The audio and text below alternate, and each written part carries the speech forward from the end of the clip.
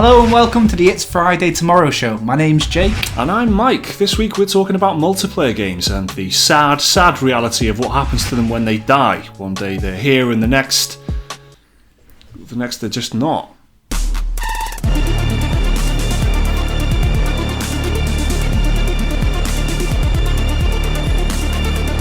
Also coming up on the show, RPG legend Brian Fargo's done a new game, the Bards Tale IV, and I've been playing it, so we'll talk a little bit about that. Liam's also going to talk to you about Final Fantasy VIII, another game that's kind of been forgotten. Like Lawbreakers, which is now gone. Lawbreakers is gone. Remember Lawbreakers? That was the game that Cliff Bleszinski was extremely confident about back in... The Dark Souls of shooters. The Dark Souls of shooters. Did he say that? He did say that, yeah. The Dark Souls of shooters, so said Cliff Bleszinski, back in the early days of 2017 before the game actually came out. And this was just a kind of a first-person shooter, an online thing, which had a bit of a few twists and quirks about it. Bit twitch shooter, bit hero shooter. Like lots of like anti-gravity, jumpy, wall runny type stuff. A great game on paper. Yeah. And in the papers because it got good reviews, but no one. Did you like that? I like that one. Yeah, it's alright. That one. Yeah. But no one played it. That's the problem. No one played this game, and it's effectively gone. It's dead now, and the servers have been shut down, and that's because no one played it. I mean, it flopped out of the gate. It wasn't like. It wasn't. You'd think it was like this exciting big first-person thing, but just no one bought into it. It was a slump. It was a slump. Tell me more. I will. When Lawbreakers launched in August of 2017 with the impressive confidence of designer Cliff Bleszinski at its back, I don't think anyone was expecting it to turn out the way it did. Lawbreakers has been officially shut down in September of 2018, that's just over a year after it launched. But the signs were there pretty much from week or even day one. The game was a multiplayer FPS with some major twists and quirks, and it picked up generally positive reviews with a 76 on Metacritic. The critics did seem to like it for the most part, and anecdotally speaking, it certainly had a few fans flying the flag, taking time to comment on YouTube videos, yelling into the endless abyss about how it's actually quite a good game. It only had one problem really, and that's the fact that no one was playing it. No one wanted to play it. I'm not going to jump into the stats here because frankly I can't be arsed, but the main thing you need to know is that it never saw as many players as it did during its free open beta before launch. And within its first few days, the numbers tracked on sites like GitHype and so on were eye-wateringly low. We're talking single digits not too long after release. The game went free to play on Steam back in June, with a message that servers will close for good in September. A few precious months for people to take the game for a spin before it leaves forever. Not a Hail Mary to try and actually save it, because that is really the most interesting thing about all this at this point, to me at least. What happens to the game's legacy now? Because if you want to play Lawbreakers now, you can't. It's too late. It's gone. They made it free to play, you had your chance, it's gone. There's no Steam page, the servers aren't on, no players, it's essentially vanished as a video game. The game's senior environmental artist Josh Reif said on Twitter, quote, "Lawbreakers servers are officially closed for good. Hardest development and best game I ever shipped. If you played it, thank you." It's a pretty conclusive final sentiment that's surrounding all this. Lawbreakers is now a thing of the past. It's a relic. It's a memory. You just can't experience it anymore. And this is something that's really worth thinking about, I reckon. I mean, this is a problem that's quite specific to multiplayer games that rely on servers being up and functional if the game is to work at all. Let's compare the fate of Lawbreakers to Kingdoms of Amalur, another game which was a commercial flop but was received quite positively. The studio for that game closed down, and the title, which was recently acquired by THQ Nordic, was generally regarded as a failure, despite the fact it was actually flipping ace. That game came out in 2012, but you can still buy it to this day on PC through EA's Origin service, for example, and no matter where you bought it back in the day, you can still play it now whenever you want, so long as you have the hardware to run it. That's because it is a single player game. The game will be preserved and playable for a long time yet, because it's a single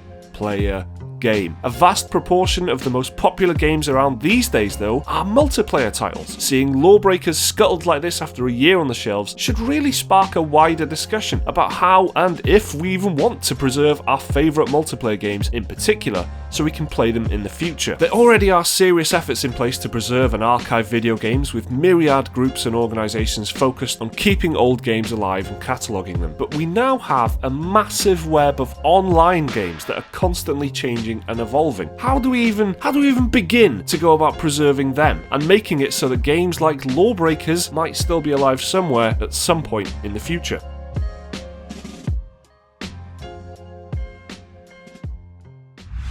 So that's the sad state of Lawbreakers. I should stop saying sad because that's extremely patronising. It was a great game. Shut up, Mike. But it is quite, it makes me a bit so good, sad. why is it dead? Yeah, exactly. Okay, all right. Do you know what I mean? I guess so. I just so feel like bad. The good cop and bad copy. Yeah, I'm just like, do you know what I mean? It's like, who am I? Like, who am I saying it's sad? But do you know what I mean? It's kind of that's what's happened to Lawbreakers. It's gone now. It's a kind of a memory now, and you cannot experience it anymore. What's really interesting is that this has happened in the same week that Pete Hines from Bethesda has said that he wants Fallout 76 to be a game that lasts forever. Fallout 76 is, of course, the online game that's coming up, the first Fallout universe online game, I guess. Here's what Pete Hines told Metro, quote, "Well, they're still playing Morrowind, and you go online and look at how many people are playing Fallout 4 and Skyrim. Those games have been out for 4 and 7 years, and there are literally hundreds of thousands of people playing those games every single day, every single month. So Fallout 76... our timeline is in perpetuity. Now, what that content is going to be and what that's going to look like, I am not sure." So he wants Fallout 76 to run forever. Yeah, the fact that he's using other Bethesda games, studio games as a meter stick, is a bit weird because a lot of the friends I know anecdotally that play games like that a lot, is it because it reminds them of a time when all games weren't online? Yeah. And that's why they play it. So it's defeating the purpose. They wouldn't be playing... If they were playing an online game 24/7, they'd be playing World of Warcraft. But they're not. They remind themselves of that escapism of playing a single-player game and stuff like that. So the fact that it is a solitary experience is a big part of the appeal for Bethesda games. I would say so. Yeah, I would certainly say so. I remember when this game was announced and people were shocked. Yeah. In a good way or a bad way, they were shocked, and that's because the precedent that's been set. Gasps in the auditorium. That's I don't even know if there was an auditorium, but it was that kind of Victorian. Yeah. How uncouth. Yeah. So yeah, they Gosh. Forever is a big, forever's a long time. It's probably a Bruce Springsteen song, isn't it? But Destiny. Jake's philosophy book coming out just before Christmas. Destiny had a 10-year plan. It's quite famous because it gets held over their heads at any given moment. Yeah. Pete Hines has said forever, which is literally any length of time ever. So it doesn't matter, even if it lasts 20 years. It's not forever. He cannot win. He's going to be 97 years old, and some knob on YouTube is going to be going, "Oh, yo, he said it's going to forever." Yeah. Where's Fallout 76 now? Broken promises. 2049. Shattered dreams. Yeah. It didn't die. Do you know what else didn't die? Brian Fargo. He's been around a long time, but he's actually been making games. So yeah. Let me tell you all about Bards Tale 4. That's the worst segue we've had on the show yet. The Bards Tale 4 is a party-based dungeon-crawling first-person RPG, and despite being advertised as an old-school RPG experience, it's not as old-school as the Bards Tale 3, which was released 30 years ago. Fans of the, let's face it, ancient series kickstarted the 4th instalment back in June 2015, and now here we are. Taking place in the land of Skara Brae, the Bards Tale 4 is the story of a band of adventurers trying to stop an ancient evil awakening in typical high fantasy fashion.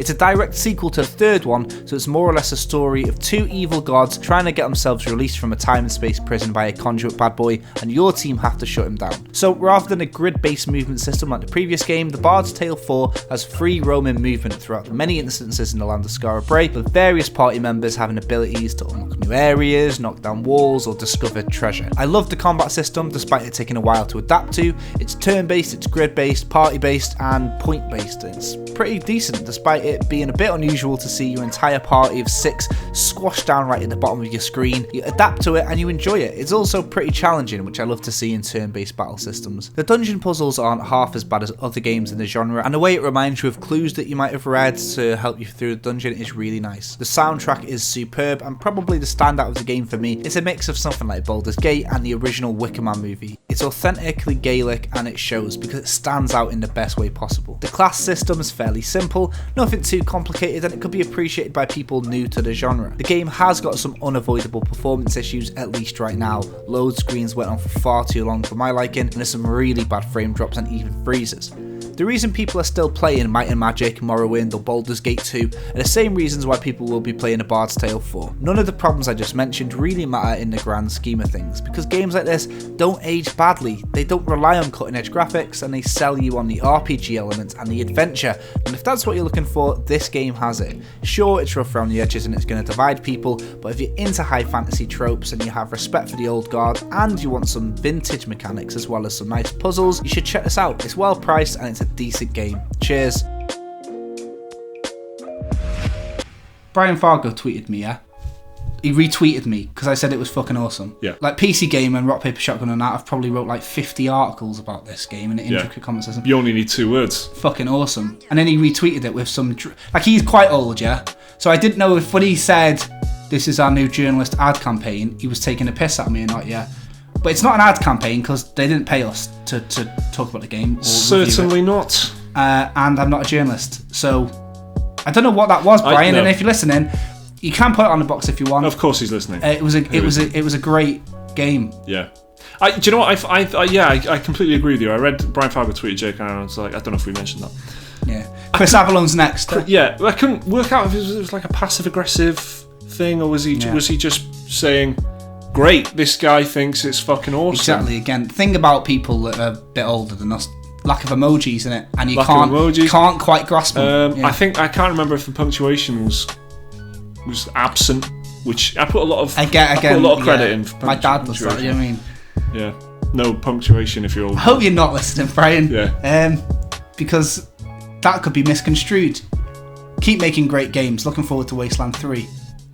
Liam's been playing Final Fantasy VIII. Let's hear what he's got to say about it. So there I was watching last week's Nintendo Direct when it was announced that Final Fantasy VII, 9, 10, 10-2 and 12 would all be coming to Nintendo Switch in 2019, and the Xbox as well. At first everything was great and I was like, oh, look at all these amazing games coming to the Switch. But then I was like, hold on a minute.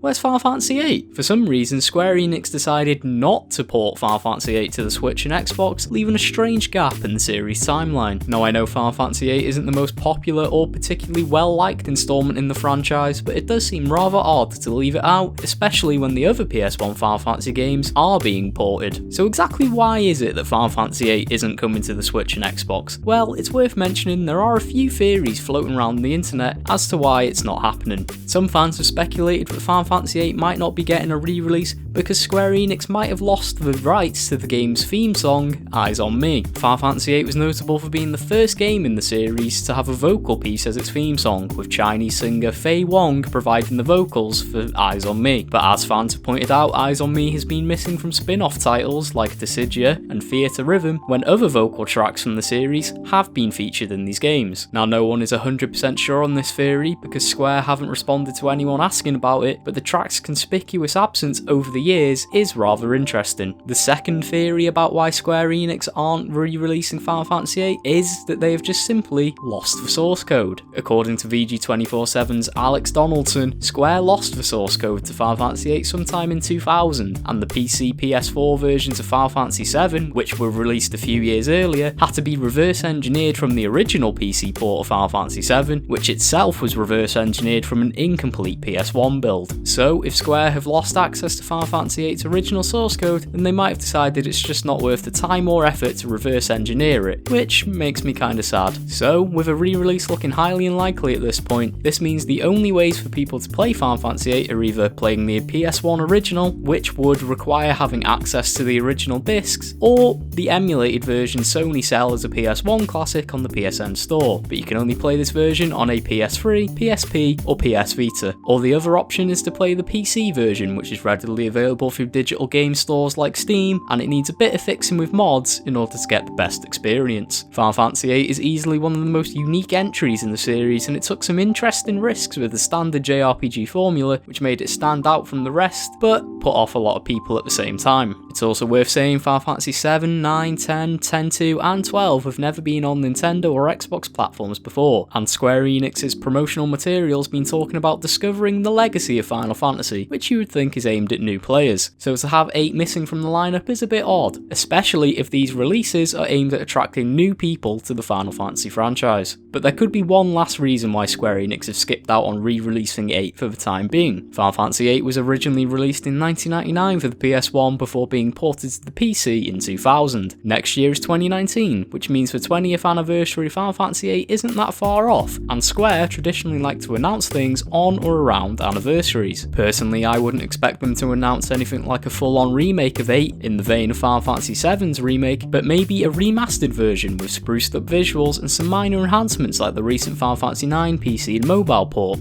So there you go folks, there's some theories as to why Final Fantasy VIII might not be coming to the Switch and Xbox anytime soon, and while the exclusion of 8 has left some fans scratching their heads, I can only hope it's because Square Enix have something exciting planned for the game in the future. See you next time.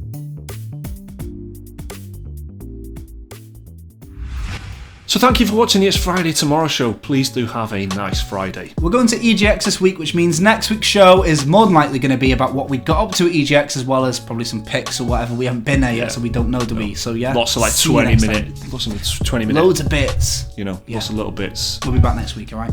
Bye! Bye.